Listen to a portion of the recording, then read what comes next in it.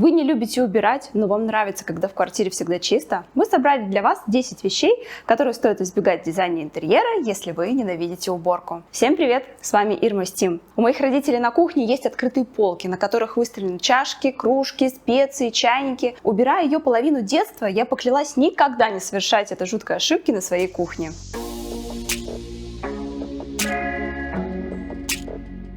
Открытые полки на кухне выглядят красиво, но они требуют постоянного внимания, ведь на них попадает пыль, жир и влага. Кроме того, открытые полки создают визуальный беспорядок, если количество предметов на них жестко не контролировать. Чем заменить открытые полки? Конечно, закрытыми полками. Это не только обеспечит визуальный порядок, но и защитит вашу посуду. Закрытые шкафы дают большее пространство для хранения, которое можно организовать с помощью контейнеров и органайзеров. Другой вариант – это использование стеклянных фасадов.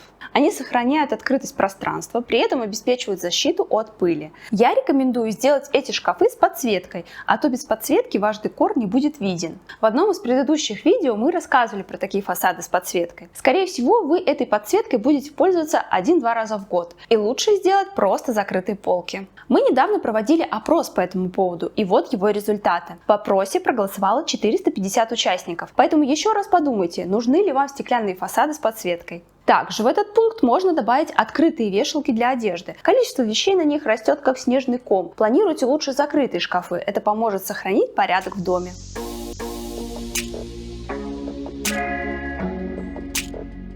Белая обивка мебели придает интерьеру свежести и визуально расширяет пространство, создавая ощущение чистоты и порядка. Но ухаживать за белой обивкой может стать настоящим испытанием. Она очень легко пачкается от кофе, вина, фломастеров или даже просто от повседневного использования. Белая ткань со временем может приобрести сероватый или желтоватый оттенок. Это особенно актуально для домов, где есть маленькие дети или домашние животные. В качестве альтернативы белой обивки лучше выбирать светлые оттенки серого, бежевого или пастельные тона. Эти цвета также способствуют созданию светлого и воздушного интерьера, но при этом они менее маркие. Кроме того, можно рассмотреть использование съемных чехлов, которые легко стираются и чистятся в случае необходимости. При выборе альтернативы белой обивки нужно учитывать не только цвет, но и материал. Высококачественные синтетические ткани, такие как микрофибра или определенные виды велюра, обладают повышенной износостойкостью и легче очищаются от пятен. Также есть обивки с пропиткой, которые отталкивают загрязнения.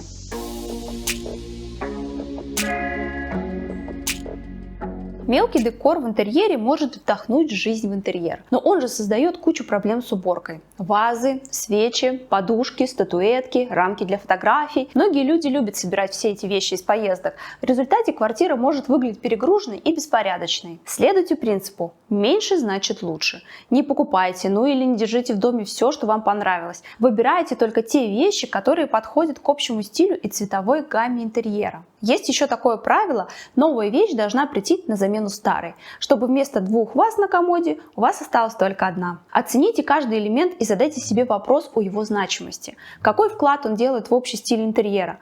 Оставьте лишь те предметы, которые действительно придают комнате стиль и характер. И планируя интерьер, сразу уделите внимание декору, чтобы он был, но не доставлял хлопот. Допустим, прозрачную стеклянную вазу не стоит планировать в своем интерьере. Возьмите лучше из керамики. Я понимаю, что есть предметы, которые просто любимые, и они никуда не подходят. Обязательно оставьте их, потому что именно это делает ваш дом уютным для вас.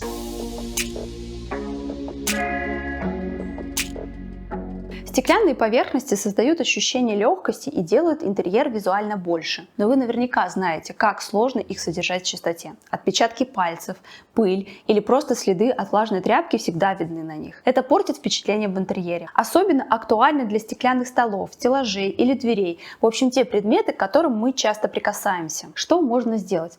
Это, конечно, не использовать стекло. А если без стекла никак, то можно выбрать матовое или текстурированное стекло, на котором отпечатки пальцев и пыль будут не так заметны. Например, прозрачные стеклянные плафоны можно заменить на белые матовые. Стеклянную шторку в душе сделать из матового стекла. Не делать зеркал до пола. Вот, кстати, вам полезный лайфхак. Как выбрать зеркало, чтобы оно не было огромным, но в то же время вы увидели себя в полный рост. Вам нужно выбрать зеркало чуть больше, чем половина вашего роста.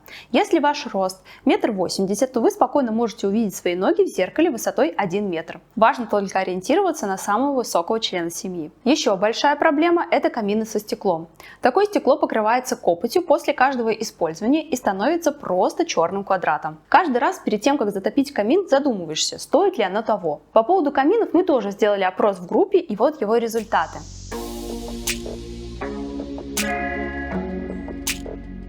Это спорный пункт, но сложно не согласиться, что за электрической варочной панелью проще ухаживать. На газовой поверхности, чтобы протереть жирные капли, нужно снимать чугунную решетку. И важно это делать регулярно после каждой готовки, чтобы ничего не пригорало и не прилипало навечно. С электрической панелью или индукционной все намного проще.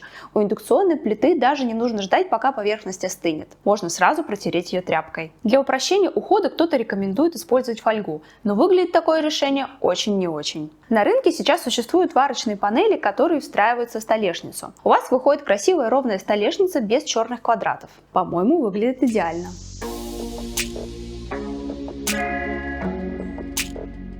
Ни в коем случае не делайте накладные раковины, которые ставятся на столешницу. За такими раковинами сложно ухаживать, так как нужно подлезать к ней со всех сторон. Это сложнее, чем просто протереть обычную раковину. То же самое касается и отдельно стоящей ванны. Если вы установили такую ванну у стены, вам нужно будет каким-то образом вытирать там пыль и воду. По поводу раковины на кухне, я, наверное, говорю об этом в каждом видео. Лучше делать раковины, которые подклеены снизу столешницы. У такой раковины нет ступеньки, и за ней проще ухаживать.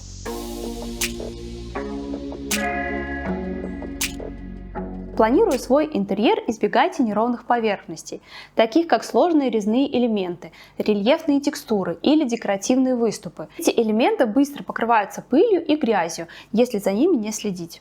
Никаких реек, молдингов и кирпичных стен. Ваш стиль – это минимализм. Планируйте интерьеры с гладкими поверхностями, которые легко чистятся. Например, ровные обои без текстуры или просто крашеные стены. Мебель ровная, без филенок, меньше ковров и текстиля.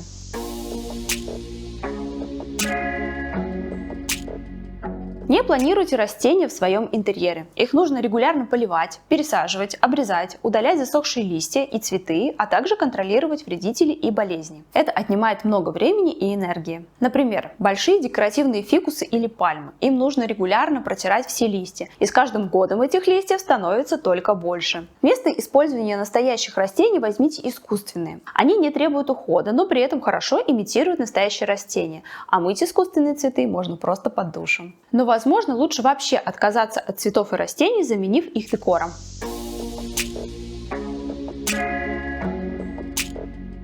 В этом пункте есть небольшая градация. Если вам проще запустить робот-пылесос и больше ничего не делать, тогда не используйте ковры в принципе, так как робот-пылесос уберет крошки, но не пропылесосит ковер нормально. А если иногда вы все-таки можете пропылесосить, то тогда не берите ковры с высоким ворсом, так как их нормально пропылесосить просто невозможно. Они через какое-то время начинают быть похожими на мокрую собаку с дредами. Длинные волокна склонны к спутыванию и потере формы.